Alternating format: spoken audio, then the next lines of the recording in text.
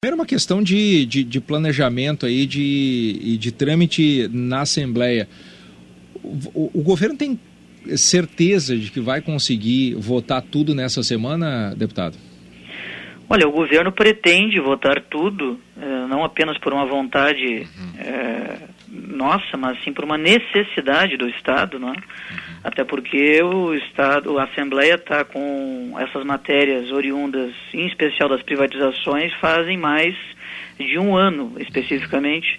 Novembro de 2016 foram protocolados a PEC, na época uma PEC apenas, que incluía a retirada do parágrafo 4º do artigo 22 da Constituição Estadual, que versa sobre a necessidade de plebiscito para privatização. Posteriormente, nós não conseguimos votar essa PEC, pedimos para fazer o plebiscito. Esse assunto já poderia ter sido resolvido pela população no dia 15 de novembro passado, porque seria ali a data a ser realizado o plebiscito popular, ou seja, todos os gaúchos poderiam ter escolhido se querem ou não querem autorizar o governo a privatizar essas companhias. Eu digo regimentalmente mesmo, deputado, o governo vai conseguir ver nessa semana, pelo menos votado, ter tempo suficiente, na medida em que cada convocação, a sessão tem um prazo máximo de 4 horas, é isso, né?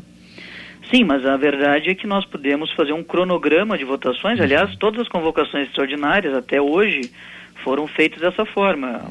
Os presidentes da Assembleia, durante o decorrer dos tempos, nas convocações extraordinárias, convocavam sessões uma após a outra até exaurir a pauta.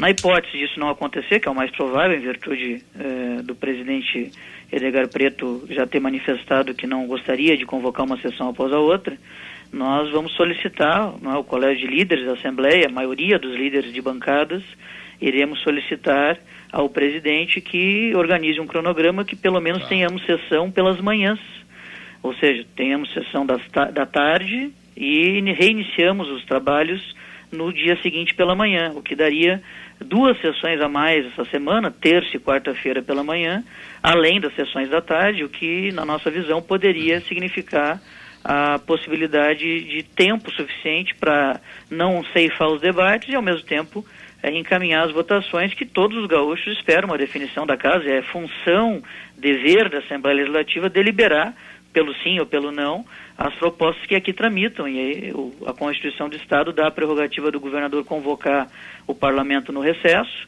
e essa é a nossa oportunidade de votar as PECs das privatizações, porque nós, como eu estava relatando anteriormente, não conseguimos votar a PEC das privatizações durante todo o ano de 2017, também não conseguimos votar a proposição que convocaria um plebiscito popular para que as pessoas pudessem decidir. Como falei, já poderia estar decidido pela população, com o plebiscito tendo sido realizado no último dia 15 de novembro. Em isso não tendo acontecido, resta apenas essa alternativa, que é convocar a Assembleia, porque nesta convocação quem faz a pauta é o governador, e, portanto, ali está prontos para serem votadas as 3 PECs oriundas desse debate das privatizações. A Assembleia não pode se furtar, na nossa opinião, de fazer esse debate. Agora, deputado Gabriel Souza, noves fora a questão regimental, a questão de procedimentos internos da Assembleia, no mérito, o que vai acontecer com o Rio Grande do Sul se não houver a adesão ao regime de recuperação fiscal? É uma catástrofe, porque nós, a começar imediatamente, day after da não autorização, da possível não autorização da adesão, o Estado volta a pagar imediatamente a dívida com a União. A dívida com a União, a parcela mensal da dívida, gira em torno de 250 a 280 milhões de reais por mês. Para fim de comparação, o Estado pagará essa semana 3 meses de atraso, quitando a sua dívida com os hospitais do Estado, e vai dar um valor de 147 milhões de reais. A dívida com a União, repetindo, é de 250 a 280 milhões por mês. Ou seja, 3 meses de repasse aos hospitais custa 147 milhões. Um mês da dívida com a União custa 250 a 280 milhões de reais. Ou seja, é uma catástrofe, é um caos, né, que certamente se instalará, como bem falou o governador Sartori. Sim. E nós, então, temos que ter responsabilidade com o Estado, não jogar no quanto pior melhor, porque, me perdoe os colegas que pretendem votar contra, e tem o direito e a legitimidade de fazer, evidentemente, sim, mas beira a irresponsabilidade, não é? Tu votar contra apenas por questões eleitorais, políticas, partidárias ou ideológicas, porque isso vai prejudicar não o governador, os deputados da base, mas sim os 11 milhões e 200, 300 mil gaúchos que dependem do Estado para oferecer os serviços mais essenciais, como é o caso da saúde, da segurança e da educação. Deputado Gabriel Souza, os opositores do projeto, da adesão ao regime de recuperação fiscal, dizem que há dois problemas basicamente. Um, que o Rio Grande do Sul, que o próximo governador perderia praticamente toda a autonomia para governar, porque o projeto prevê, a adesão prevê que uma junta com a participação de técnicos do Ministério da Fazenda vai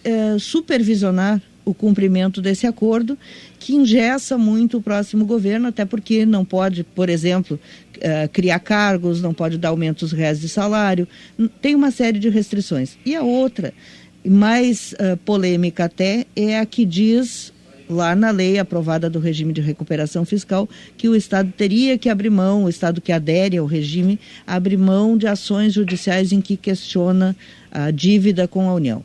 Nesses dois pontos, qual é a resposta que o senhor tem para quem é contra ou para quem vocês ainda estão tentando convencer a mudar o voto? Bom, o último ponto da questão da retirada das ações judiciais sobre a dívida, porque já tem gente falando que é sobre a Lei Candir, não versa sobre a Lei Candir esse ponto, nem cita a Lei Candir, por sinal, apenas a ação que o Estado tem, oriundo lá do governo Rigoto, de questionar os juros da dívida, que são juros compostos e por isso torna a dívida praticamente impagável.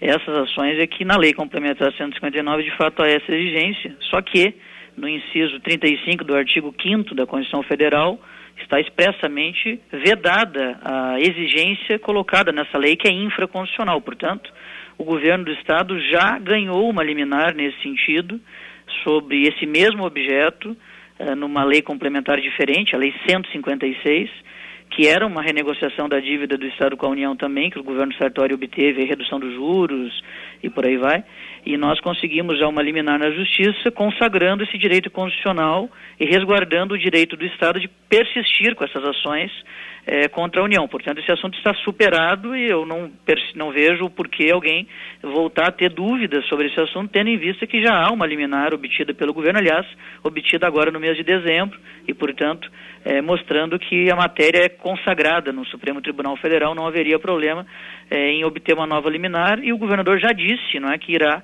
impetrar como um pedido de liminar imediatamente após a assinatura do acordo. O primeiro ponto, que é a questão da ingovernabilidade do Estado, ou engessamento da governabilidade do Estado no próximo período, na verdade é o contrário.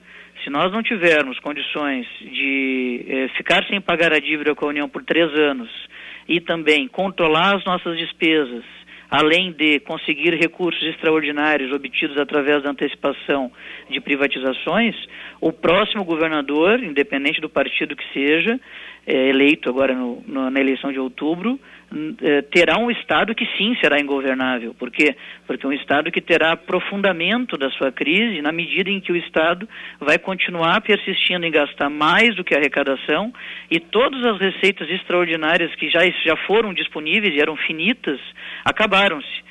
E daí o porquê a necessidade extrema, não é, da Assembleia aprovar esse projeto da adesão ao regime de recuperação fiscal, porque caso contrário, como falei, o Estado volta a pagar imediatamente agora a dívida com a União. Esse dinheiro é sequestrado da conta do Rio Grande do Sul, do governo gaúcho, pelo governo federal, e isso vai fazer com que o Estado pague por ano em torno de 4 bilhões de reais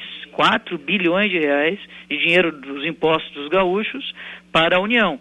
E, evidentemente, isso representa praticamente 4 folhas de pagamento do funcionalismo, e isso vai aprofundar a crise para o próximo governo.